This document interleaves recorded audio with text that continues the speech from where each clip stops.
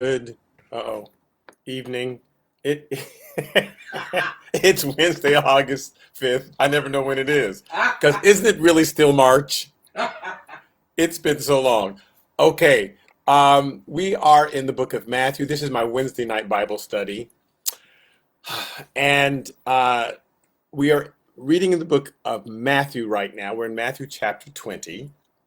In our last episode, Jesus had just given this parable about a laborer, an owner who had sent laborers out into the field, and he promised one to pay them a denarius, a penny, which in that day was a lot, and for 12 hours of work, and then the next one for 9 hours of work, the next one for six, all the way to like 1 hour of work, and he gave them all the same wage. And of course, the one who had been there the longest complained, and but he's basically saying, "I promised you this wage, and don't be mad at me because I'm a generous person. I'm gonna give everybody the same thing." And Jesus's point is, I'm gonna give everybody the same thing, because Peter had just asked, "Hey, we've given up everything for you, and we're loving and serving you and following you all. What do we get?" And Jesus's answer basically is the same thing as everybody else. You get salvation. So the good news for people who have lived wicked, crazy lives and then become Christians, God has the same reward for you as somebody who's been in the church their entire life. You get the same salvation. So that's the good news. God is equal. He's fair. So then Matthew chapter 20, verse 17, that was last week. It says, now Jesus going up to Jerusalem. So Jesus was on his way to Jerusalem because he's just on the move. And his disciples start following him. Actually, Matthew has left out a chunk, because between that conversation about the laborers and when he actually decided to go to Jerusalem, a period of time had gone, which John captured in his gospel. Now, again, there's four people recording everything that Jesus did, but they have to pick and choose. Otherwise, each book would be 500 million pages long if they just recorded every single thing that Jesus ever did. So each author decided what they thought was important to their audience. And Matthew is writing to the Jews. That's his audience that he's trying to convince that Jesus is the Lord. So he's deciding, let me go to that thing that's happening in Jerusalem, because that the Jews will recognize that and they'll be excited about that.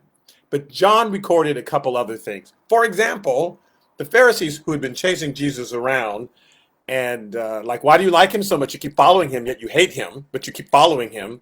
So they run up and ask Jesus questions, and this is recorded in John chapter 10. Why don't you just come out and tell us, are you God or not? And so Jesus says, I and the Lord, I and God, we are one. So they got mad and they take up stones and they're going to stone him. And Jesus says, wait, for which good works are you about to stone me? Like, which good thing did I do that you're upset? And he said, no, you didn't do anything good. It's because you're making yourself equal to God. And so he says, well, okay, I'm doing the works of God. So if I don't do the works of God, then yeah, go ahead and stone me, because you're right. But if I'm doing the works of God, then you're kind of stuck, because I really am the Son of God. He must have sent me, because you can see what I'm doing. So as soon as I stop doing God's work, feel free to stone me. And they got mad again, and they picked up stones to stone him. So in John chapter 10, verse 39, it says, therefore they sought again to seize him, but he escaped out of their hand. And he went away again beyond the Jordan to the place where John was baptizing at first. And there he stayed. So he went off near the Jordan. So he's hiding from these guys. Well, not hiding, but let me get away from these guys. They're going to kill me before I get to the cross, and that's going to mess everything up. So I'll just get away from them for right now. Then John tells us that they found, well, not the Pharisees. The Pharisees didn't find Jesus, but Lazarus' sisters found Jesus. In John chapter 11, verse 1, it says, now a certain man was sick, Lazarus of Bethany, of the town of Mary and his sister Martha. So they're in Bethany. Now, Bethany is right near Jerusalem. And it's like Manhattan Beach compared to LA. It's right near it, right adjacent to it, you know. But if you were way in east of LA and you wanted to avoid coming into LA, you could really go around the backside and make it to Manhattan Beach and never really drive through LA. So that's what Jesus and them decided to do, because they needed to go visit Lazarus in Bethany. Now, verse 14, when he's trying to explain to the disciples, we're about to go to visit Lazarus and raise him from the dead. Verse 14 says, then Jesus said to them plainly, Lazarus is dead. Because they don't get metaphors. They didn't get metaphors. So saying he's asleep, they didn't, well, if he's asleep, let him sleep. We're trying to get to sleep ourselves. You keep moving. So he says, okay, he's dead. And verse 15 says, and I'm glad for your sakes that I was not there, that you may believe. Nevertheless, let us go to him. And that's like a fascinating thing to say, that I'm actually glad it happened because there's a lesson to learn from it. And that God is the great teacher, always wanting to teach us lessons. And there's three ways that we learn. We learn through someone explaining stuff to us and we go, okay, I get that. We learn through example by watching someone else go through something, but certain things we just have to experience ourselves. And so there's certain things that God wants us to experience and to go through so that we can learn a lesson. So Jesus says, I'm glad I wasn't there because this is an incredible lesson you really need to get, that death doesn't mean anything to God. He can raise somebody from the dead. So verse 16 says, then Thomas, who was called the twin, and a lot of people think that he was Matthew's twin, okay, said to his fellow disciples, let us also go that we may die with him. Lazarus is dead. Because he's thinking if we get anywhere near Jerusalem, we're going to die too. But they took a route to Bethany, that was around the back way, and they never went to Jerusalem. Then in John 11, verse 53 to 55, after he had raised Lazarus from the dead, now the Jews are mad and want to kill him again because he keeps proving that he's God and they don't want him to be God. And Jesus had dared them and said, if I do the works of God, you're kind of stuck. I guess I must be from God. So it says at verse 53 in John chapter 11, then from that day on, they plotted to put him to death. Again, because he had raised Lazarus from the dead and made them look stupid. Verse 54, therefore Jesus no longer walked openly among the Jews, but went from there, near in Bethany, into the country near the wilderness, to a city called Ephraim. So now he's in Ephraim, and there he remained with his disciples, and the Passover of the Jews was near, and many went from the country up to Jerusalem before Passover to purify themselves. So now the Passover date is coming up. So they're in Ephraim, they've been near the Jordan, they've been in Bethany, now they're in Ephraim, and now since Passover was coming up, Jesus is now heading to Jerusalem, because in Exodus chapter 23, verse 17, in Exodus 23:17, it says, 3 times in the year, all your males shall appear before the Lord God. So 3 times a year, there were 3 festivals, the festival of tabernacles, the festival of Passover, and the festival of Pentecost. 3 times a year, they had to go to Jerusalem. So they'd already been there for the festival of tabernacles. If you recall, they had gotten Jesus's money. They said, oh, you're going to pay that, because they taxed you each year to kind of pay for the 3 festivals. But Jesus said, I shouldn't have to pay for a festival that's all about me. So he sent Peter to a fish, and the fish had a gold coin in its mouth. And he said, give him money from that fish. But I'm not allowed to pay tax for a festival that's about me. So they'd already had the Festival of Tabernacles, and now they're going to have Passover. So Jesus was on his way there. And then we know that 50 days after that was Festival of Pentecost. So his time is near. And so he's heading to Jerusalem. Now we're back to Matthew chapter 20, verse 17. The second part of 17 says, then he took the disciples aside on the road and said to them, behold, we're going to Jerusalem, and the Son of Man will be betrayed to the chief priests and to the scribes, and they will condemn him to death and deliver him to the Gentiles to mock and scourge him and to crucify. And the 3rd day he will rise again. Now, he's explained this. This is probably the 6th time he's explained this to them, but they're not listening, and we don't listen sometimes. God will tell us something, but if it's not what we want to hear, we don't hear it. So I'm sure a lot of people were warned about this time that we're living in right now, but they thought, no, we have victory in Jesus. I rebuke you, Satan. There's not going to be a time where I'm going to be home all day with nothing to do. But God does warn us in advance of stuff. We just don't want to hear it. And the disciples didn't want to hear it because they had their mind fixed on, we're going to go triumphantly into Jerusalem and crown him king. And Jesus says, no, you don't get it. So, in fact, in Luke chapter 18, he describes this conversation right now that Jesus had. In Luke chapter 18, verse 33, He says, and they will scourge him. He's talking about the Messiah. They'll scourge me, kill him, and the third day he will rise again. And verse 34 says, but they understood none of these things. This saying was hidden from them, and they did not know the things which were spoken. Like, what are you talking about? So they didn't understand one word he said. He was down. It's like that Charlie Brown, when the teachers would talk, walk, walk, walk. That's all they heard. Like, what are you talking about? You're the Messiah, and we're about to go crown you. Okay, so, and that's all they're thinking. So, Matthew chapter 20, verse 20. So he's just explained all this terrible stuff that's about to happen to him. Then the mother of Zebedee's sons came to him with her sons, kneeling down and asking something from him. So the mother of Zebedee's sons, and the Zebedee's sons were James and John. So, there's Peter, James, and John. Those are the big three. James and John, they're brothers, and they brought their mother. They went and got their mother. Now, here's the deal.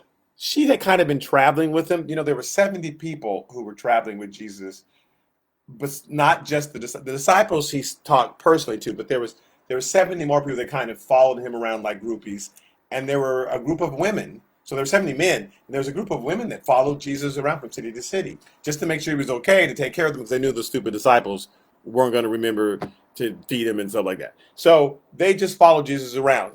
Zebedee's mother, James and John's mother, was one of those people. So they didn't go grab her from her house and drag her out. She was there, and she'd heard all these things also. So she was asking something from him.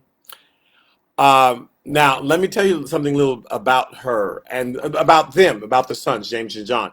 Mark chapter 1, verse 20 says, when Jesus went out to get the disciples, when he's first picking his disciples, in Mark chapter 1, verse 20, it says, and he immediately called them, talking about James and John, and they left their father Zebedee in the boat with the hired servants and went after Jesus. So they were fishing, in the middle of fishing with their father. That's what their father did for a living. They just got out the boat and just left him with his hired servants. So he had some money. The family had money. They had a fishing business. They made a lot of, but the sons just left. Now we think that their father died, because the way they talk about the mother, they never talk about the father again. The way they introduce her, it sounds like she's a widow. I do know, we've heard the scripture, Matthew chapter 8, verse 21, where it says, then another disciple said to him, Lord, let me go first and bury my father. So one of the disciples' father did die, and Jesus says, well, no, you got to really commit one way or the other. And so that's possible. It's possible that was James and John. Because their mother was following Jesus around. She never went home. So there could be another story there. Or he was dead. In Matthew chapter 27, verse 56, there's these three women that always hung out together. Matthew chapter 27, verse 56. And so when the centurion and those with him who were guarding Jesus saw the earthquake and the things that had happened, they feared greatly, saying, truly, this was the Son of God. Did you saw that movie? That was John Wayne who said that line. He was not very good in that role. But so Jesus is on the cross, and there's an earthquake, and truly, this is the Son of God. And verse 55 says, and many women who followed Jesus from Galilee, ministering to him, were there looking on from afar. So they were the women who kind of followed Jesus around. And ever since they were in Galilee, they had been following Jesus and they were ministering to him. So they're looking on at the crucifixion. Verse 56 says, among whom were Mary Magdalene, Mary the mother of James and Joseph, and the mother of Zebedee's sons, which is an interesting way to call them. But anyway, so she was there. She was one of the women who followed Jesus. Her sons were there. She was there. Possibly she was a widow. But this was not someone that Jesus was not familiar with. She was pretty dedicated. In fact, now her name was, don't you remember, you wouldn't know her name. Why would you know? Like, but in Mark chapter 15, verse 40, they describe that scene the same way. It says, there were also women looking on from afar, among whom were Mary Magdalene, Mary the mother of James the Less, and Joseph. They called him James the Less because they wouldn't get confused with the other James, Peter, James, and John. So they called him James the Less and Joseph, and Salome. Well, so her name was Salome. Whenever you hear now, not the Salome that asked for John the Baptist's head on a silver platter, but her name was also Salome. And because there seemed one out of every four women in Jerusalem was named Mary. It was a very popular name, and the second most popular apparently was Salome. So, yes. So, verse 41, who also followed him and ministered to him when he was in Galilee, and many other women who came up with him to Jerusalem. So they're all watching. So there, there was a group of women who followed for whatever reason. They were not married, or their husband said, yes, please go, or they were widows.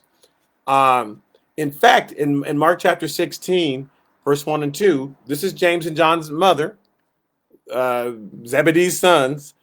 It says, now when the Sabbath was passed, this is after the crucifixion, Mary Magdalene, Mary the mother of James, and Salome, that's Zebedee's wife, brought spices, and they may come and anoint him. So they're on their way to the tomb. So John and James's mother was one of the three who were on their way to the tomb. Very early in the morning on the first day of the week, and they came to the tomb when the sun had risen. So she was very dedicated. She wasn't just some bossy woman who let me talk to Jesus. She'd been following him. She loved Jesus, and after he died, she was one of the three women who actually showed up. While her sons were in a room, all confused. What happened? So she gets down on her knees and she's going to ask something of Jesus. In Matthew chapter 20, verse 21, so he said to her, what do you wish? And she said to him, grant that these two sons of mine may sit, one on your right hand and the other on your left, in your kingdom. So this is all they're thinking about. Even though Jesus has just said, I'm going to go and get killed, no one got that. And so they're waiting, no, you're the Messiah. So when you get to your kingdom, I want your son, because that's the place of honor, to sit on the right hand or on the left. That is the place of honor. So she kind of wanted to confirm that was their place. Because unlike the other disciples, Jesus had given Peter a nickname, and he'd also given them, James and John, nicknames. In Mark chapter 3, verse 17 says Simon, to whom he gave the name Peter. So his name had been Simon, but now he's calling him Peter, the rock. And no one else, he didn't give anybody else nicknames. He gave Peter a nickname and said, and it wasn't even a nickname. He says, I'm literally changing your name to Peter because you're no longer unstable. You are now the rock. Verse 17 of Mark chapter 3, it says, and James, the son of Zebedee, and John, the brother of James was the oldest, to whom he gave the name Boanerges, which is sons of thunder. Now, he called them sons of thunder because earlier when they had gone to Samaria, people had acted up and they were kind of mean to Jesus. And so James and John came to Jesus and said, let's do what Elijah did and let's call down thunder from the sky and call down lightning from the sky and kill them all. And so he began to call them the sons of, first he said, first of all, you don't know what spirit you're of. We're not here trying to kill people. And from then on, he just called them the sons of thunder. Hey, sons of thunder, because they wanted to rain down. So he actually had like a sense of humor. Some people don't think God has a sense of humor, but look at me. Clearly he does. So he'd given them a nickname. And then in Matthew chapter 16, about a few chapters ago, he had yelled at Peter. Because it says he turned and said to Peter, get behind me, Satan. You are an offense to me, for you are not mindful of things of God, but the things of men. Because when Jesus had said, I'm going to go be crucified, Peter said, no, Lord, you're crazy. And so Jesus was talking to Satan. He wasn't talking to Peter. But they thought he was talking to Peter. They go, oh, they call Peter Satan. So he must be out and we must be in. Because he's mad at Peter. This is just a little while ago. Everybody heard Jesus called Peter Satan, but he was talking to actual Satan. So the mom's thinking, hey, my sons are in, right? In Matthew chapter 17, I'm just reminding you what happened. It says, now after 6 days, Jesus took Peter, James, and John, his brother, and led them high on a mountain by themselves. So he had taken 3 of them up on the mountain. Is that because he liked them more than everybody else? No. He had a special mission for them, and they needed special preparation. And there are some people who go through certain things because God has a harder task for them. And we think, oh, look how special. And it's actually something deeper and harder that we wouldn't want. But from the outside, it looks all exciting, right?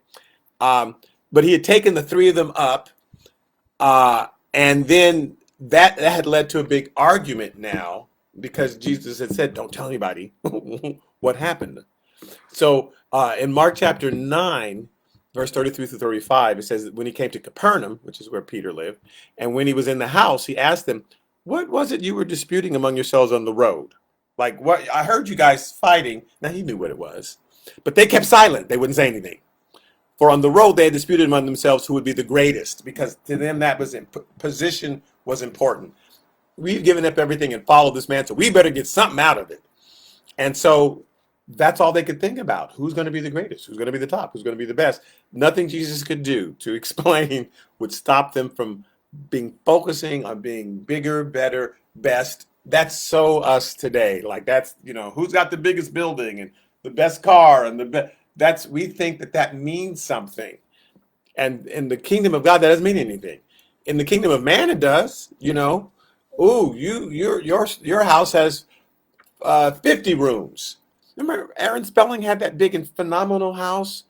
I think it had like 50 rooms or 50 bedrooms or something crazy like that, like 50 rooms. And then he found out somebody was living in his house in one of the rooms. And the house was so big he didn't even know, because you can have a house that's too big if somebody is living there for a year. Yeah. But they were just in some back room. But he built so he couldn't even. It took him a year to get to every room in his house. That's when he discovered, wait, what you doing here? Why do you need a house that big? But that's how we think. And so we're not mad at the disciples like, oh, what's wrong with them? Look at how we're the same way. So no matter what Jesus would say, that's all they discussed. Who's going to be the greatest? Who's going to be the greatest? Matthew 18, chapter 1 through 3. At that time, the disciples, this is how Matthew described it. At that time, the disciples came to Jesus saying, who then is greatest in the kingdom of heaven? But that's not really what happened. He had to confront them about it. So Matthew's just saying it in a nice way, because he didn't care about who started. He just wanted to record what Jesus' answer was. And his answer is to say, surely I say to you, unless you are converted and become like children, you'll by no means enter the kingdom of heaven. So unless you change your attitude and become like children. So I got to tell you, this might have been what James and John were thinking. Let's prove to Jesus that we have become like children, and let's get our mama up here and have her ask for us. And that will show him how, we are like children, Jesus. So it says, because unless you are converted and become like children, you won't enter the kingdom of heaven. And sure enough, it's only a chapter later that mama showed up.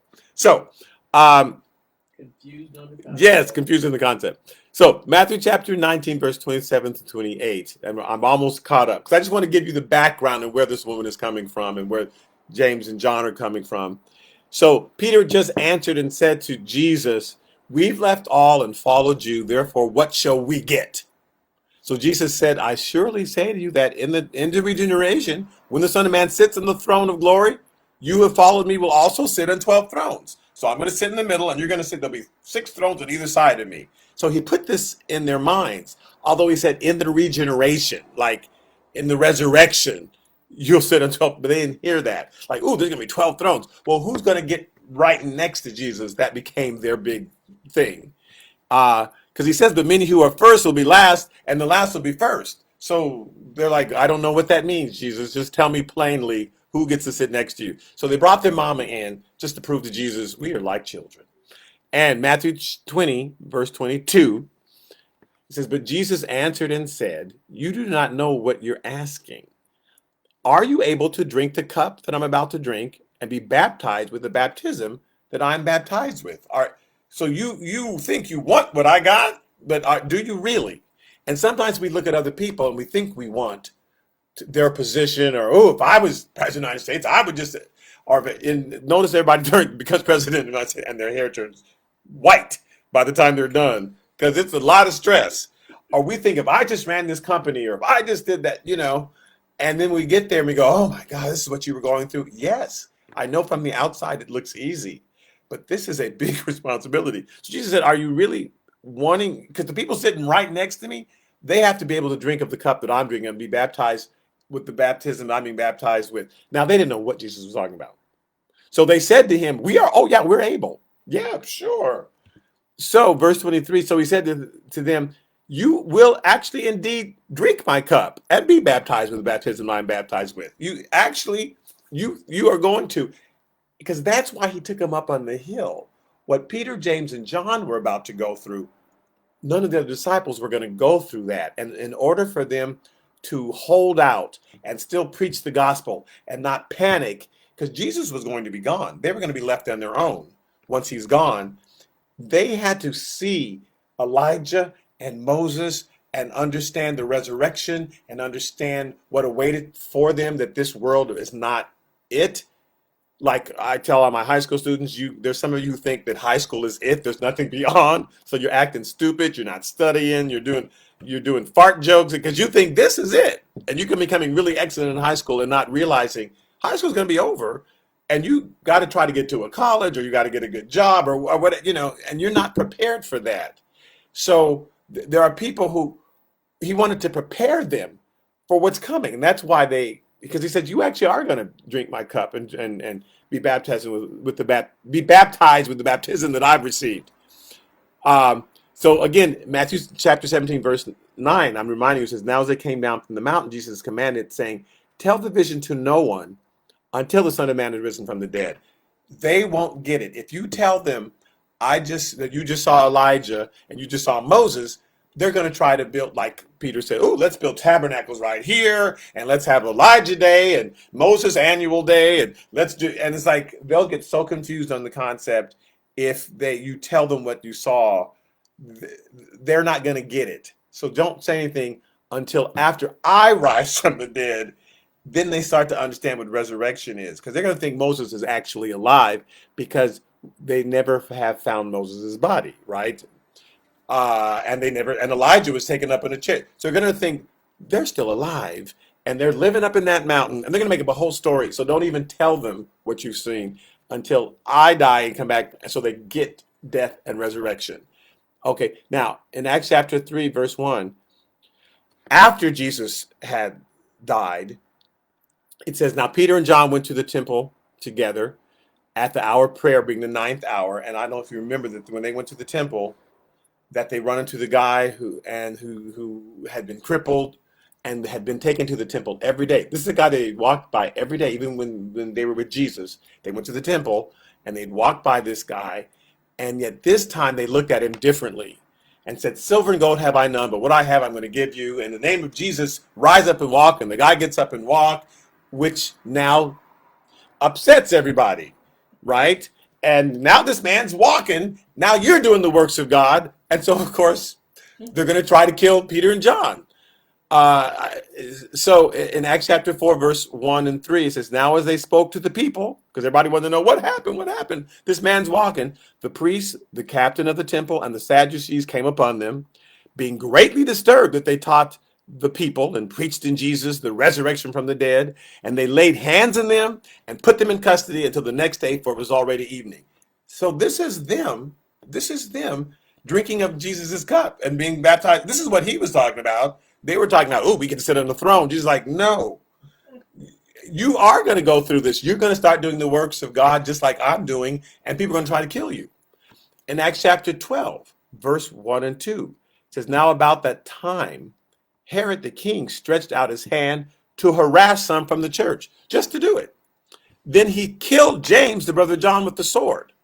And because he saw that it pleased the Jews, he proceeded further to seize Peter also. So this is that James and John that everybody was jealous of. Everybody, oh, you got to go on the mountain with Jesus. He's getting killed. He's being martyred for preaching the word. And now they're grabbing onto Peter. And this is what Jesus was trying to prepare them for. And now, again, this is not what all the disciples went through. And this is not what you can expect to go through in your life, that God's going to, you're going to be hauled off somewhere. And I'm bringing this up just to say that sometimes be careful what you wish for. Oh, I wish God would appear to me. But if God does appear to you, that means some great work is called for, and that you're going to go through some huge trauma. How we want to hear from God is the still small voice. That still small voice that he talks. Because God talks to everybody. We really don't want the bigger the sign, actually the bigger the struggle we're going to have, because that's the reason for the big sign. If you recall, Paul had a dream, and there was a man from Macedonia who stretched out his hands and said, "Come here to Macedonia." And so Paul, ooh, that's a sign. So he went to Macedonia, and that's the first time he got stoned. Like they tried to kill Paul in Macedonia, but he knew he was supposed to go. That was the first time he'd gotten that kind of sign. Every other time he'd gone someplace, he just was following that still small voice. So I think I'll go do that. But we got this big sign. You would think that that would be a guarantee that everything was going to go smooth, and it was the opposite. He needed to know that he was supposed to be there because when all that stuff started happening to him, he knew, nope, I'm supposed to be here, even though they're coming at me, even though they're trying to kill me. God gave me that sign, so I know I'm in the right place. Also, he got the same thing when he knew he was supposed to go to Jerusalem and got that sign he's supposed to go to Jerusalem. It wasn't because he was going to preach and get everybody saved.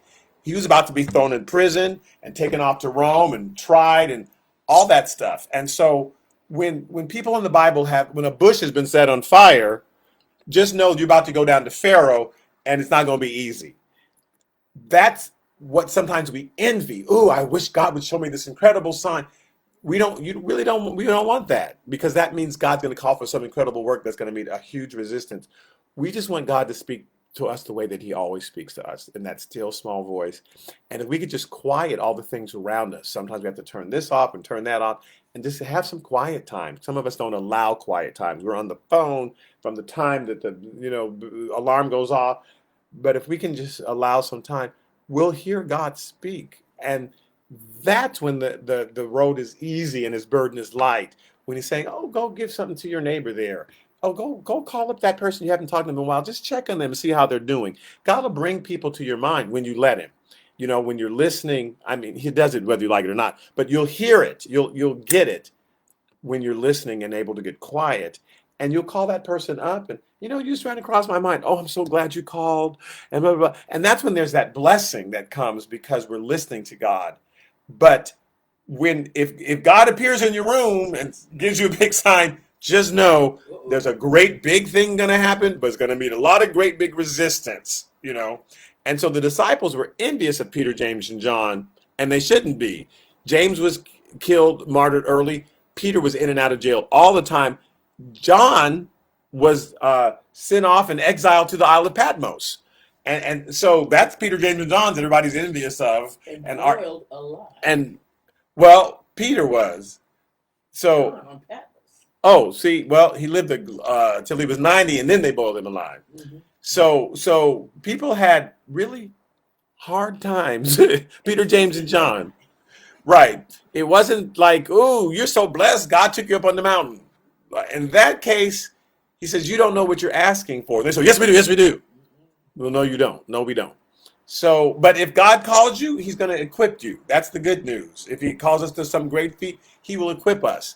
But we don't need some big sign. We already have his word that says, go out, bless others, be kind to others, forgive others. We already have it. We don't need some big sign. We have what God, we don't need to sit on his right hand and his left hand. First of all, he won't be able to do anything because you're sitting on his hand. Get off my hand so I can call my mama. So Matthew chapter 20, verse 23, he says, but to sit on my right hand and on my left is not mine to give, actually, but it is for those for whom is prepared by my Father. So I personally am not going to choose. God has already chosen who's going to sit on my right and my left. So what you're asking for is not mine to give. Matthew 20, verse 24. And when the 10 heard it, they were greatly displeased with the two brothers. Like, here you are asking for something. Here's the good news. God has something for everybody. We don't have to be jealous of anybody else or what God has called them to do. God has called each of us, all of us. We all have a work to do that God has called us to. And your work may be to be the best parent to your children and raise them up in the fear and admonition of the Lord. And if you do that, your children are going to bless other people, and you're blessing generation after generation because you did your job of being a great parent. So it doesn't mean that you have to be on the road to Damascus or off in Brazil preaching to the natives or something like that. Yeah. We each have a work to do. God gives all of us a mission field. Yours may be in work. It may be in the classroom. It may be in your neighborhood or in your community or just in your home. So we don't need to be jealous of what somebody else is. We just need to fulfill what God has called us to do. So John actually, Probably he went ahead and moved on next to Jesus. John chapter 13, verse 23 says, now there was leaning on Jesus' bosom one of his disciples whom Jesus loved. This is in John writing about himself. So he still made sure he sat next to Jesus. I'm not waiting for that throne. I'm going to sit next to him right now. Verse 24 says, Simon Peter therefore motioned to him and said, ask Jesus who he's talking about, because Jesus had just said, one of you will betray me. Peter was always too nervous to sit right next to Jesus. Why? Because he got yelled at all the time. So he let John ask all the questions. Because whenever Peter said anything, not so, Lord, thou shalt not, he always got yelled at. So he said, let me just be quiet. John, you talk to Jesus. Okay, so after Jesus explained, it's not mine to give who sits on the throne. Verse 25 says, however, in Matthew 20, but Jesus called them to himself and said, you know that the rulers of the Gentiles lord it over them. You know how the people how they treat other Gentiles, and those who are great exercise authority over them. You've seen how terrible these people are. Yet, verse 20 says, it shall not be so among you, but whoever desires to become great, let him be your servant. If you guys are trying to sit on thrones, you can say, oh, you're wrong, you're right. And you've seen how the Gentiles, the people who are not saved, the people who don't know the Lord, how they act. That's not how we act as Christians. We don't get in great seats of power so we can lord it over people and tell them what to do.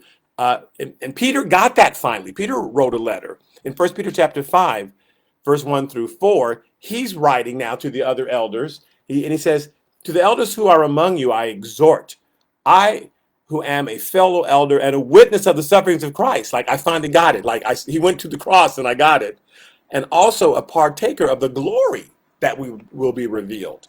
So the glory is going to be revealed later after resurrection.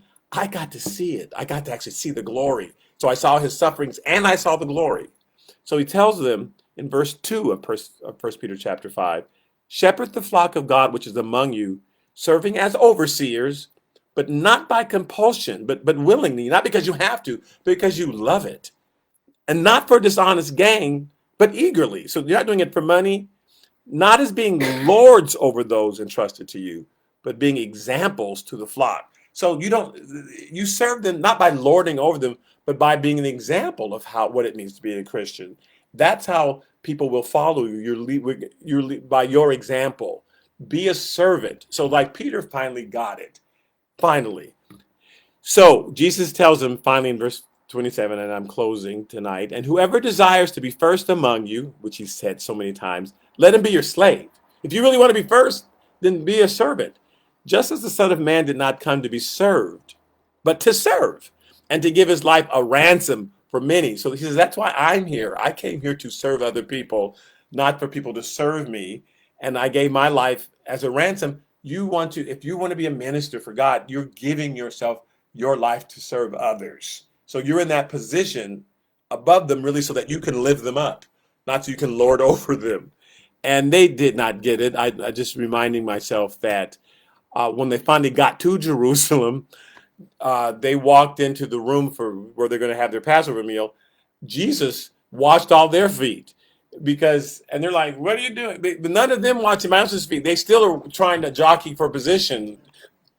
So Jesus kept saying, and he keeps saying to us, it's different. What I want, the kingdom of God is different than you think. The goal of the kingdom of God is different than you think. Some people think that the goal of the church is for us to meet on Sundays and get a lesson. Like, that's it. But the goal of the church is to take the lesson and then go out and live it. So there's like, if we can't meet on Sunday inside of our temple, then everything's got like, no. You can get the word. You can get the word online. You can watch your pastor. That's not the pinnacle. That's just the fueling station so we can go out and be the church. The church is not defined in whether or not we meet on a Sunday in a building. The church is defined by what works that we are doing out in the community, out with our family, out with those that we love, or that God sends us to. Being the church means going out and doing the works of Christ. So let's not get it twisted like the disciples. Let's not have hard heads, but understand what our mission is. So that is all for tonight. I really thank you for listening in. And I will see you again next Wednesday, whatever date that is, the 12th, August 12th. And some of you can tune in on Sundays at 10 o'clock for the Sunday school lesson. All right, amen.